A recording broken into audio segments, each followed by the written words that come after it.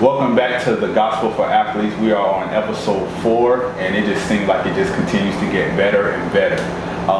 Today we have one of my good friends I met about, 3 years ago? I'd say 4, through Denzel. Oh yeah, it's been so long. Yeah. About 4 years ago, he's a great guy, great entrepreneur and business owner.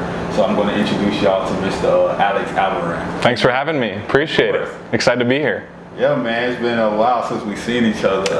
Yeah.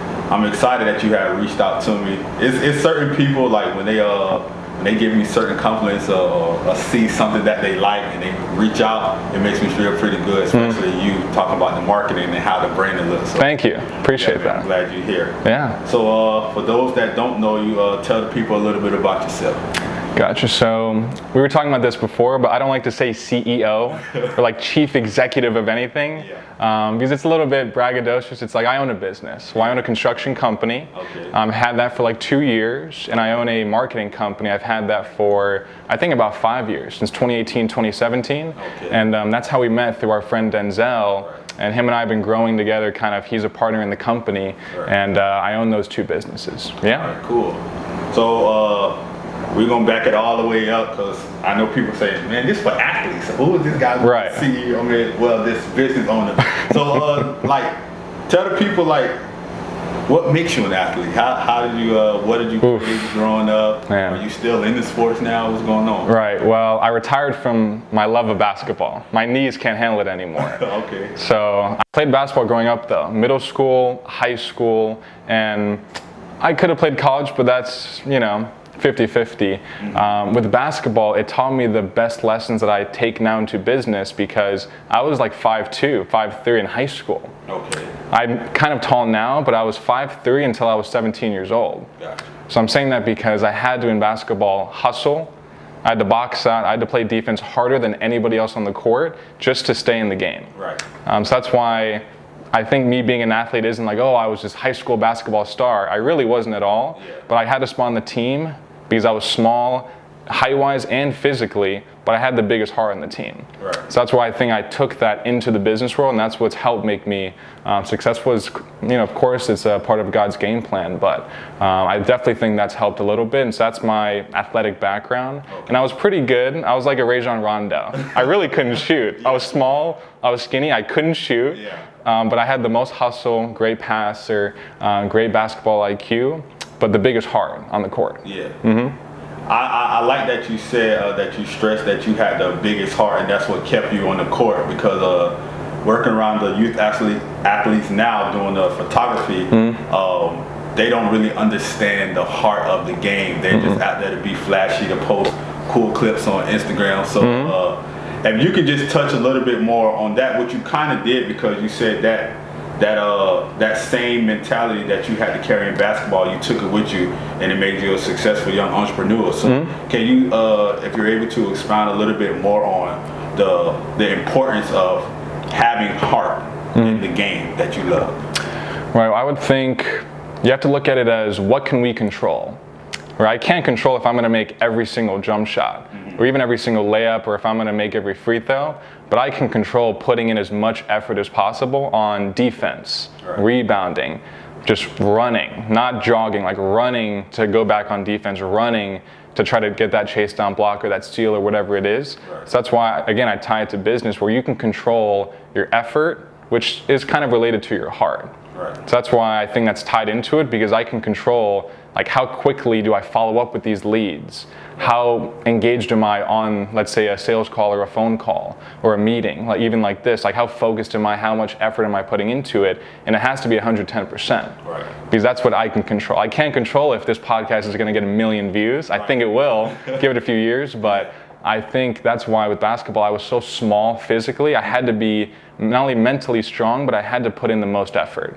So I think that ties to heart, is being able to focus on what you can control and putting in that effort, and whatever happens after that, it is what it is, but at least you did everything in your control to make it happen. And did you play any other sport or just basketball? I dabbled in, of course, football and soccer and baseball, and I did train boxing for many years, but I'd say basketball was my main sport. Yeah, middle school, high school, AAU, travel. And so at what point did you realize that basketball was going to be over with and that Yeah. you wanted to go into entrepreneurship? Such a great question. So in high school, I wanted to make money. I mean, I was selling J's, like Jordans, flipping, stuff like that when I was 13. Oh, wow. I was going to McDonald's, I was going to Burger King, meeting with these random grown men I met on Facebook to swap shoes. And literally, like, I was like a baby. I look like a baby now. Yeah. Imagine how I looked at 13. Right. You know, so I was flipping shoes, I was hustling, so I always knew I wanted to make money. Right. Because I don't come from like a rich family, even a middle class family. I'd say lower middle class, so I had to, if I wanted a car, I had to save up money to buy a car. I had to pay for my gas, insurance, food, like nothing was given. Right. So I knew I'm not gonna go pro playing basketball. Right. I just knew that wasn't the case. Even college I could have played at some like D3 little school, Right. nothing wrong with that. But I said, let me focus on getting a job now, let me focus on hustling these shoes, and let me just start making money now. Because I think basketball was my first love, Yeah. but business is my second and true passion, my true love. That's how I put it. So that's when I knew it was time. That's what's up. Yeah.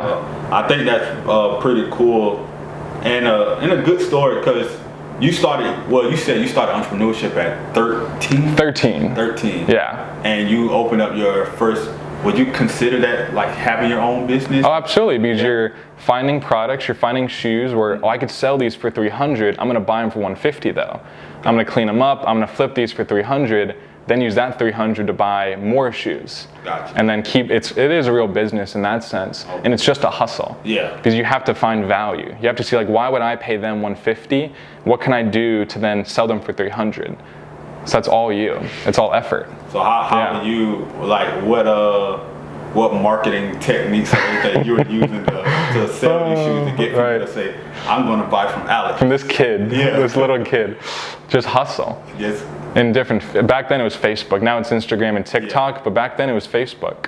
So Facebook groups and about shoes and reselling, and I would know people that, like this kid doesn't know anything about shoes. Yeah. I could charge him $250 for these Jordans when really they're worth like $125. Gotcha. So certain kids at your school, you could sell them anything, shoes or hats or anything, and their parents have money, so they just give them an allowance, and now that becomes your allowance. Gotcha. Yeah.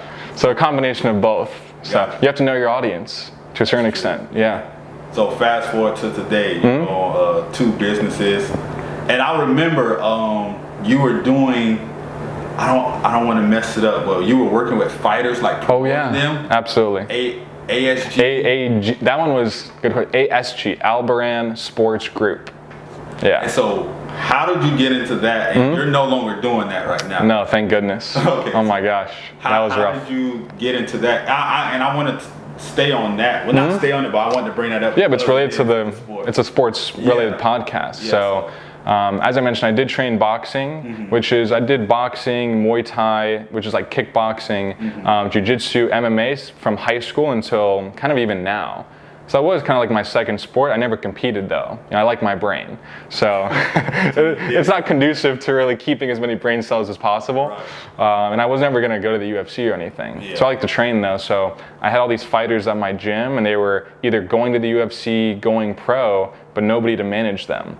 So again, I'm like, this seems fun. I could because I watched Ari Gold on the show Entourage. Okay. That's how I really got the idea. I'm like, I'd love to try that one day. And at this age, you are. I was like 20. 20. And I'm a baby face now. I was even a kid at 20. Were you in school doing this, or you? Yeah, I was going online. Okay. But it wasn't like I was going to school, like studying. I was just trying to get C's. C's get degrees. That's my family motto. Like you have remember the Lord in your house. I have C's get degrees in my house. Gotcha. Literally. So I had the time to do it. Yeah. I had the fighters. I had the trust of them. Yeah. So I went off with it. And that's the thing. Like, and I want to talk about a little bit later, but like the fear of failure. Yeah. I had no fear of failure. Got it. Because I watched the show and I'm like, I want to do that at some point in my life. The opportunity came up and I said, screw it, let's do it. Let's see what happens. So I had 10 fighters at my peak and I was managing them. Like I need to get them fights. I need to get them sponsors. I need to get them to the UFC. And that was the business. And I jumped into it with absolutely no experience whatsoever. And it worked out kind of, yeah. How did it go? Because you said you're no longer doing it. So Yeah. So with ASG, Albarran Sports Group, I had to decide if this was a real viable business or if it was a passion hobby. but the time I was putting into it made it seem like a business, but my bank account seemed like I was putting a lot of money and time into it, not getting anything out. In my marketing company, I had that at the time too. That was growing a lot. So I made the decision where you could pursue your passion to a certain extent, but I think my passion is business. So that's why the marketing company made the most sense in terms of mixing my passion with, of course, making it financially viable. So, but the ASG was an amazing experience because I can watch Entourage and be like, I did that. For at least a few years I did it. I got people to the UFC, went to their fights. It was an amazing experience. I'll never forget it. But that's why I pursued it. I didn't fear failure, and it worked out in my opinion. That's cool, man. No regrets. Not a lot of, at 20 years old, I couldn't even imagine myself doing something like that. So contracts and negotiating and with no experience, that's absolutely zero. Oh, I guess negotiating with people about shoes 7 years ago when I was 13. I think that did help, but to a certain extent, no experience in the industry. Right. Yeah. And so earlier when we were texting, probably like a couple of days ago, you told me that you were part of the organization Fellowship for Christian Athletes. Yes. So what is that really? I've heard of the organization and I've seen a couple of people talking about it, but I don't recall like what is their like true mission. So if you can tell me like what that's about and how did you get involved with it? Definitely. So the mission is bringing faith into athletics.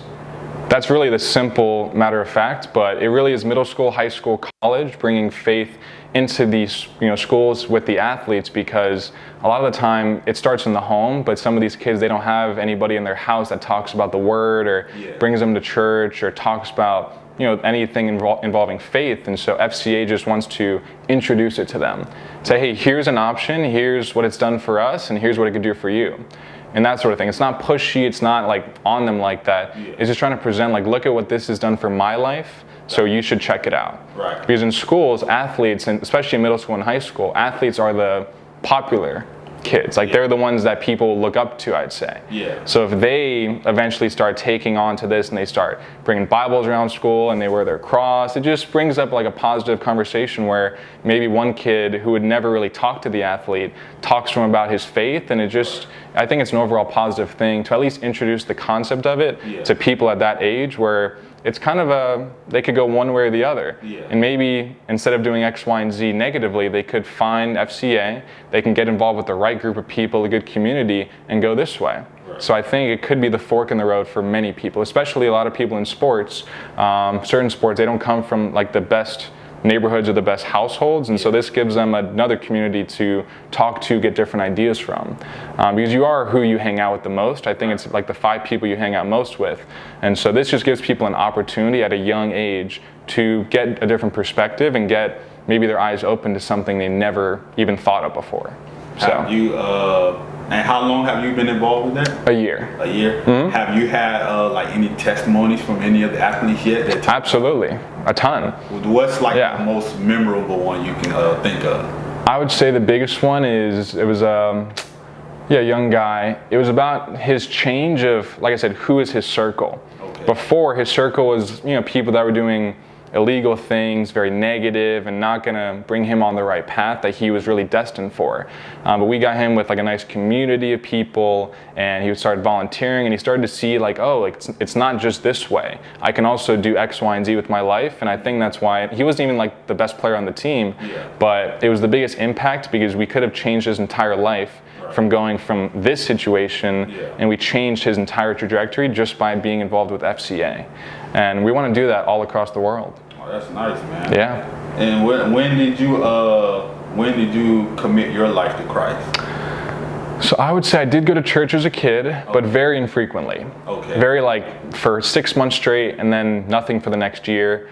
And then really spotty like that. I would say at 18, I made the choice, especially based on, I wanted a framework for my adult life in terms of how I built my character. I wanted a solid guide and a framework for that, number one. Number two, I wanted that sense of community with the right, like-minded type of people. That's what I was looking for, so I think that's why I made that decision when I was, about 18, after high school. And how has your experience been so far, like having God in your life? Like, amazing. It's been, the past 6 years, and it's only getting better. Like every day I wake up, my life's only getting better and better. So that's why I really think that I have a game plan from God, and it's been working out. It's going to continue to work out. Yeah, because I do the right things as well, and we're going to talk about that. But it's not just about, he's going to figure it out for me. It's going to be fine. It's like, no, you have to put in the effort. You have to put in the action. You have to have the heart. You have to do things in your control to make it happen. That mixed with his plan for you, that's really where everything starts to go up, and you see that growth. So, and we can actually dive right into that, because that goes into a lot of like my wife and I have been discussing a lot lately about like I told you before we started recording, like using what you have, put in towards the action. And the scripture that points out to me is faith without works is dead. And so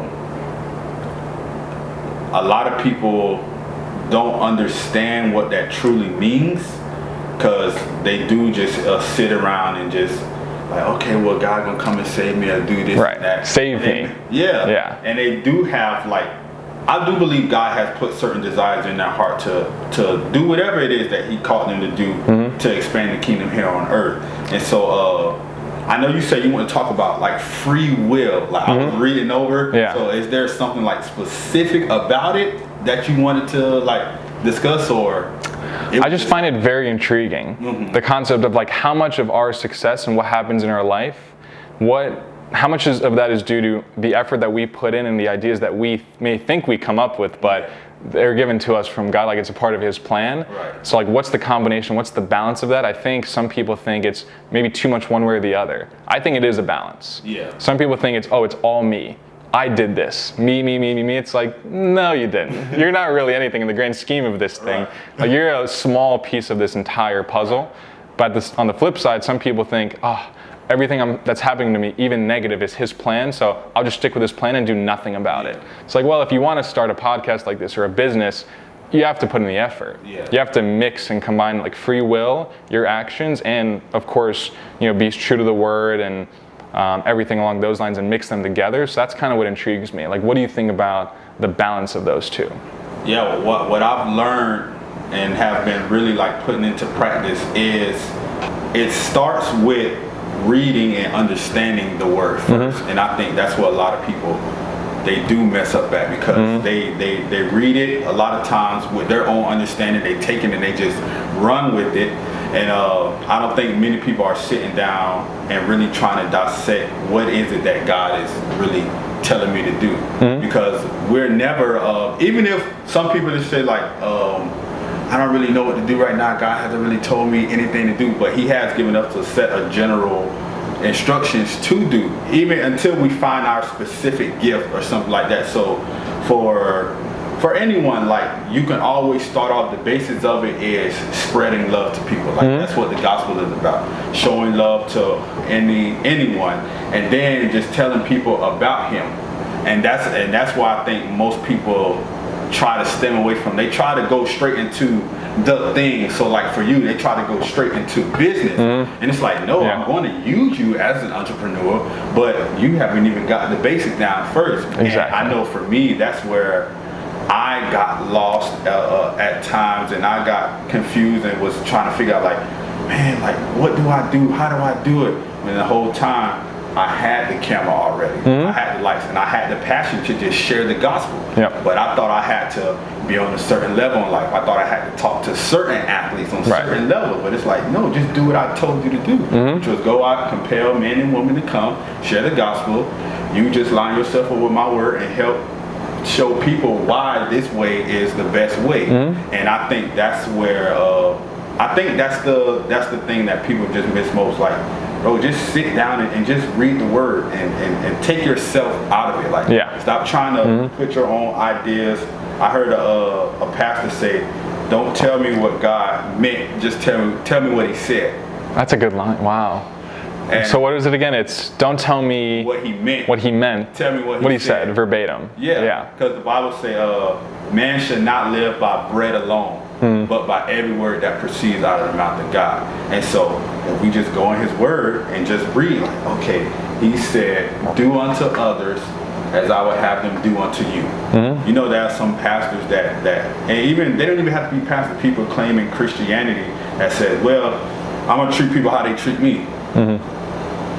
That's not what the Bible says. It says, do unto others as you would have them do unto you. That means if somebody just treating you like crap, you don't want to be treated like crap. The Bible says treat them how you want to be treated. No matter what. No matter what. Yeah. Now, a lot of times, and I listen to different podcasts, and I hear people that isn't confessing Christianity try to touch on this, and they're so wrong. It's like, bro, just do what the word says. Like, we ought to always treat people. Yes, it's hard, but we don't focus on that. Like the disciples, plenty of times asked Jesus what he meant, and it was like, man, well, how can anyone be saved? And all he would respond with is, with God, all things are possible. So don't focus on how hard it is. Don't focus on like the little small details, man. Just do what he said. No matter how hard it is, because he has given you the strength to do it if you lean and rely on him. And he gives you that guideline, that framework on if you want to achieve this, this is what you need to do, the basics, and then of course you can level up.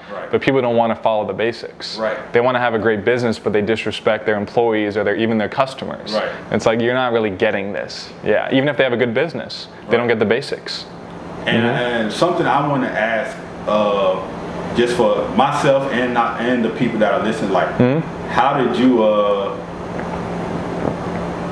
find like that fine line between like knowing that, okay, God called me in this area of entrepreneurship, but I must keep the basics and I must keep Christ first? Because we see a lot of times a lot of people, they're called into certain arenas, and then they slowly but surely forget Christ. They focus, their focus is on money and building the business, status, stuff. But it's like, bro, like Christ said, seek me first. So like, what is like some advice, or what are some things that you do to make sure that God is always number one, and what he's given me, the platform and the gift he's given me to build businesses is number two?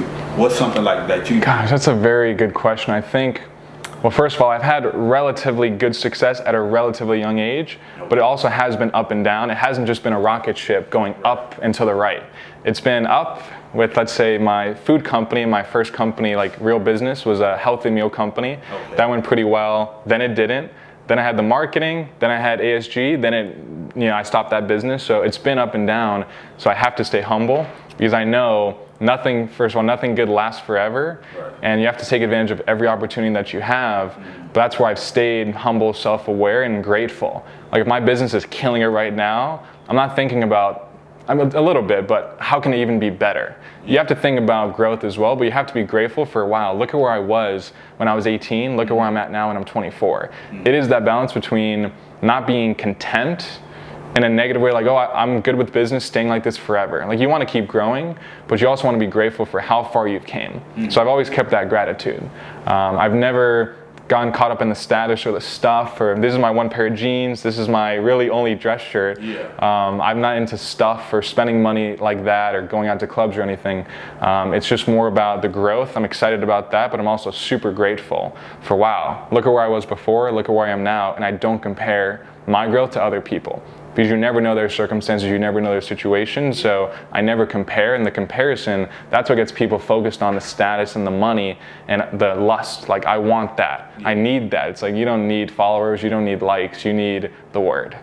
That's good. That's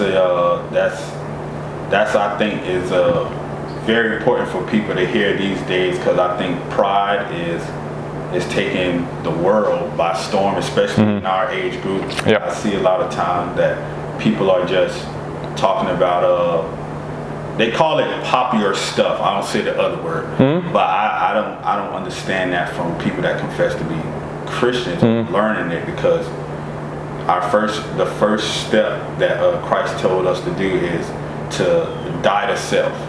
And so for me to promote self at all times, for me to say that self-love is the best love, I can't necessarily agree with that. When Christ told us that we are to die to self first, it's looking at him first, and then others, myself last. So that's totally flipped for 99% of our age range. Totally flipped, and they lack that altruism. where even if nobody's going to say like, oh, I'm the most generous person ever, but it's about effort. Like if you don't have money, put in time. Volunteer. If you have money but you don't have time, donate money. Like everybody can be more altruistic. That's one thing where you constantly need to find growth there, and people don't. They give $5 to somebody, they're like, oh, I'm good for the year. It's like, no, it's not a one-time thing. It's every day you have to find, how can I do something for other people? Right. Maybe it's my family, maybe it's friends, maybe it's somebody that I've never met before. Right. But like, look with FCA, I can change their life. Who knows? So I think it's like you're saying, putting God first, putting others first in that extent, like how can I help other people? And then things seem to then work out for you if you follow that order. Right. Most people do it the complete opposite way, unfortunately for them. It is very unfortunate. Especially our generation with social media. I mean, it is damaging our generation. Yeah, we have today.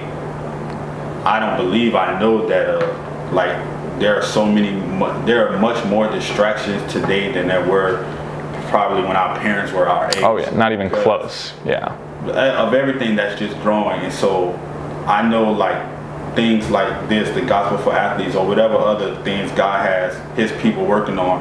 We truly need to really like push the gospel now more than ever, because there are so many other things pulling us left and right. Even for myself, like I know I work on just being disciplined with the word, because at any moment, like I stated earlier, like something can take my attention off, or I can focus on trying to build this. Like for this podcast, like I had to sit myself down and just say, okay, Josh, like what are you doing this for? Like, are you trying to build the next big podcast? And it's like, no, that's not why you're doing this. You're really just trying to get the message of the gospel out. That's the purpose. That's it. Yeah. Yep. I don't care if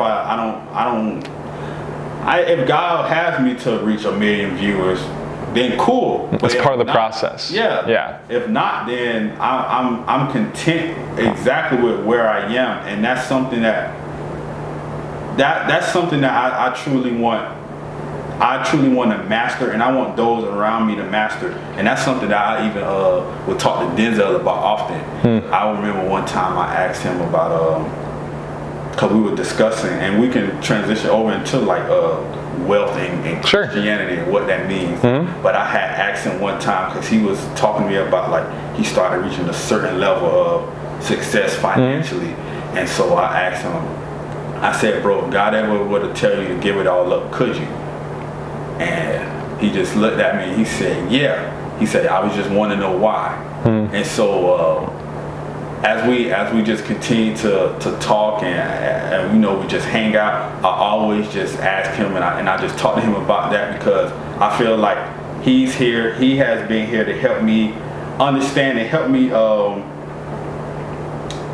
just take care of the things that God has given me to take care of, like financially.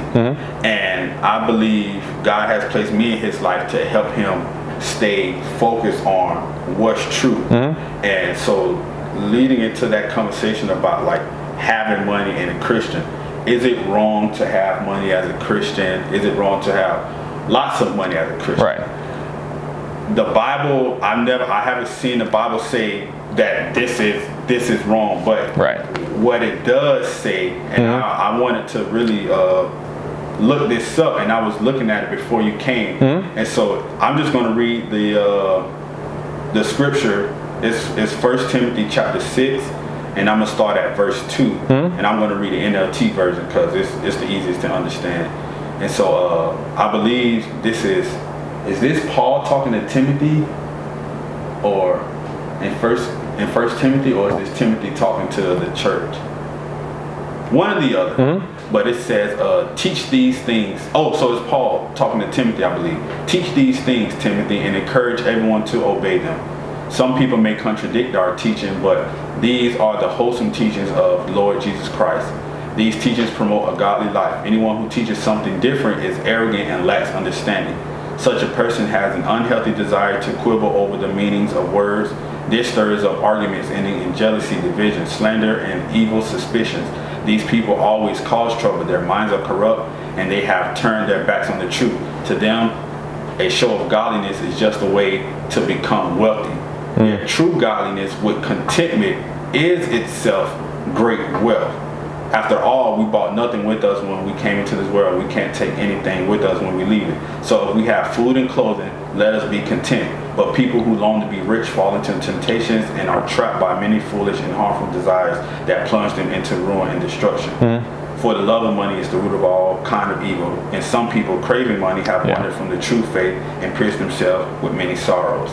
So with that, as a business owner, and even myself, I believe God brought me into this world of entrepreneurship, and I know that was something I struggled with, like, man, like trying to provide for your family and trying to reach a certain level in your finances. But I realized, bro, like for me, when I just tried to, like, I literally tried, like I would sit down with this, I wrote up plans, I would try to stick to the plan, and then things would happen. And the final straw for me, when I say things happen, like it just wouldn't work out. And the final straw for me was when I had just started doing like delivery jobs, and I was using my car, you know, just going out and just trying to hustle and just try to do my part as a man to provide for my family. And it was something that happened with my car, and I had to pay like $800-900 for it. And at that time, I didn't have really the money to do it. But I said, you know what? I'm gonna be a responsible guy. I'm gonna just do it, and then I'll make the money back. So I put it on my car. I paid like the $900, and like 3 days later, I got into an accident. Car got towed, and I said, all right, like I was down for a minute, and then just conversations with my wife and just really trying to understand what's going on. I believe like the Holy Spirit just had told me like I'll take care of you.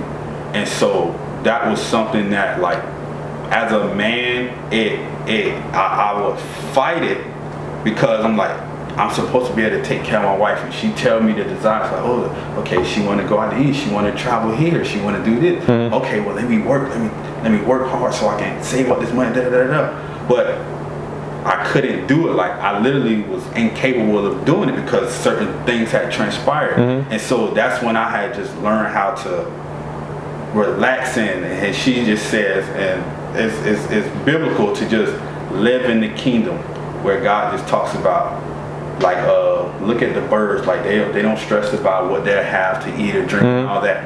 They just live, and I take care of them. He said, if I do that for them, how much more will I do that for you? And so that was an eye opener for me, and still to this day I have to constantly sit down and say, Josh, like you're not striving to try to become a millionaire. You're not trying to do this. Like, you have to learn how to live in the kingdom. And if God just so happens to take you to another level financially, then good. But be content, like he said, like godliness with contentment is great gain. And that's something that I've just literally been trying to really learn. And so, like, to those like entrepreneurs, I would just say that, like, for some people, they are called to more finances, because God has them on a certain level to do whatever for the kingdom. I don't know, but contentment, godliness with contentment is great gain. And I believe, like, that's the message to all entrepreneurs, especially those in the kingdom and those that want to live for Christ. So if you want to just like say something on that. Yeah, that is a conundrum though, like you're saying. Everybody that I talk to that has the faith, that reads the word, they're kind of 50-50 as business owners. They're like, well, I want to pursue growth in my business. I want to get these dollar signs, but I also want to stick to the word. And I think that's what you said. I like what you said in terms of, you don't want to just make more money just to make more, to spend it on stuff or a car or things like that. For me, I want to make as much money as possible, because I know I'm good with my money and I can help a lot of people with that money. That's why I agree with what you're saying, where you don't want to love money. You don't want to be lustful after money, because it's never going to work out. It's never going to work out. So I definitely love the growth. I love business. That's my passion. And from that, I think I can make a lot of money. And from that, I can help a ton of people with my resources. That's why, and it talks about altruism, like giving back, helping people out, helping the church, helping people in need. That's why I think you can balance both. You can make a lot of money, but don't look to spend it on a mansion or cars or clothes or purses or anything like that that isn't going to affect your quality of life. It's not going to affect your happiness. If anything, it's going to bring the wrong people. It's going to attract them to you in a bad way. But staying humble, spending money on what you need, and giving back to people that actually need help, and of course the church, I think that's the good balance in my perspective. But I understand your perspective too, because it depends on your plan, depends on my plan. It is subjective to a certain extent. Do you think like if you never like reach another level financially, would you be like content and say like, okay, God, like, for me, yes. Now I'm at that level because not like I'm balling or anything, definitely not, but I'm definitely like comfortable. My finances are very reliable, very consistent. I don't have to worry. I think that's the biggest thing where I don't think God wanted us to worry. Living paycheck to paycheck, stressing out, can I afford food this month? Can I afford rent? I don't think that level of like scarcity is what he wanted. But we don't also need, like I said, like a mansion and whatever, cars, plural, like people have cars and all these miscellaneous expenses that they don't really need, these various things. So I think there is a balance in the middle. But yeah, for me, I'd be okay with it as long as I pursued what I wanted to pursue and I gave it my best effort. And at least if it didn't work out, at least I know I pursued what I wanted to pursue and I put in the effort like we were talking about earlier. I put in the heart and whatever happens, happens. So I think, I would definitely be fine with it. Because I also have now the money and the time to give back to whether it's even FCA at the time or Best Buddies, I'm with Best Buddies as well, or the church as well. Best Buddies, it's an organization that basically is for people that have mental, I would say, intellectual disabilities.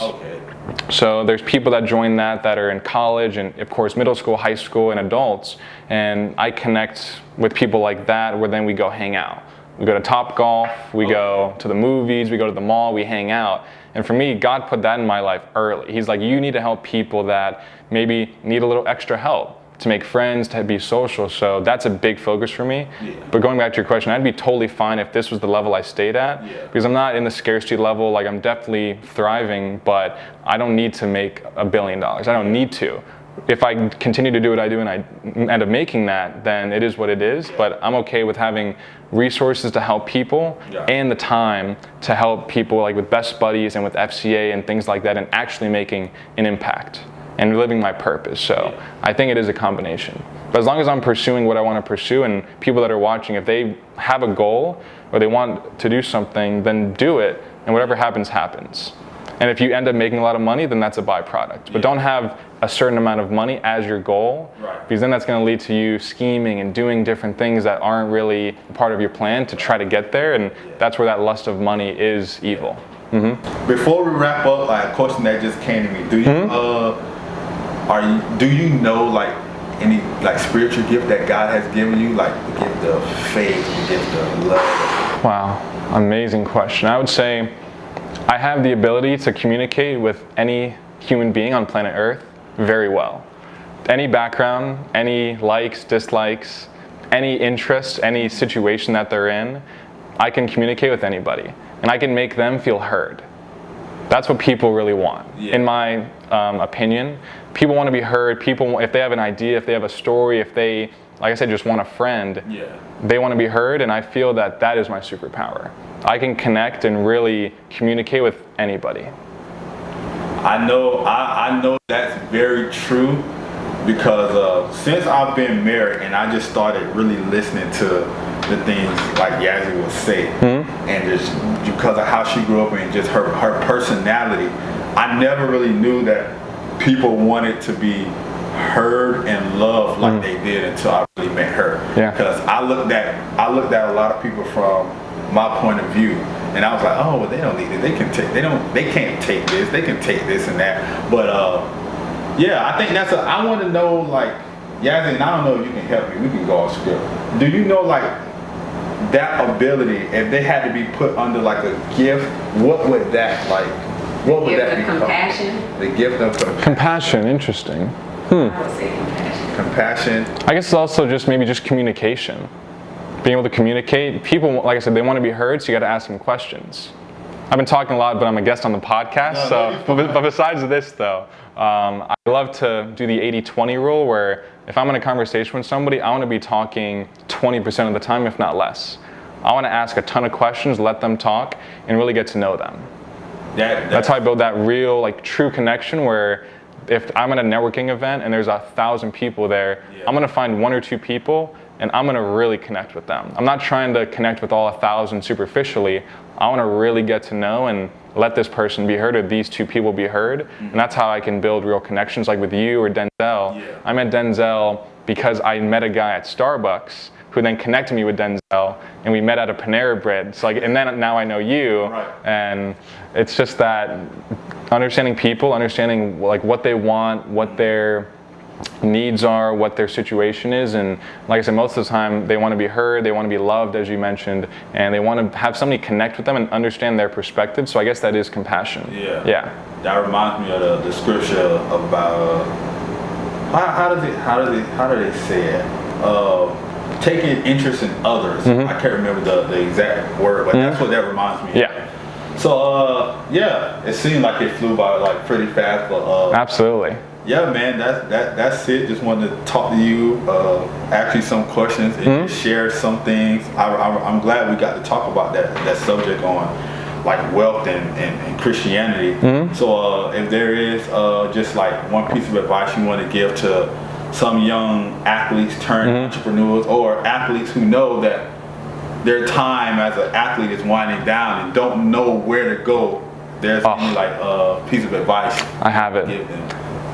Understand the difference between self-doubt and the fear of failure. Everybody has self-doubt. It will always be there. Michael Jordan has dealt with self-doubt. Tom Brady has, but you can't let it control your decision making. That's one thing. Then fear of failure, you can't have the fear of failure. Like I said, I've had businesses that didn't work out. All you need is one. I've started now the construction company, marketing company, sports company, meal company, shoe company since I was 13. And like really the marketing and now the construction have really worked out. But I've never feared failure, and I've had parents and cousins and people tell me, don't start that. What if it doesn't work out? That's their own insecurity. Don't listen to people that aren't where you want to be. Don't fear failure, and understand that you're not going to get rid of your self-doubt. It's always going to be there. It's always going to linger, but acknowledge that it's there and get over it. Like I said, it's never going to go away. Even today, every night I'm thinking, is this really going to work out? Am I supposed to be an entrepreneur? We'll see what happens. I'm going to keep going. I won't stop. But if you let the self-doubt control you, you're going to have regrets. To athletes, entrepreneurs, whoever. So don't fear failure, and always understand that self-doubt's going to be there, but still push through it and never let it control your decision making. That's the best piece of advice I can give.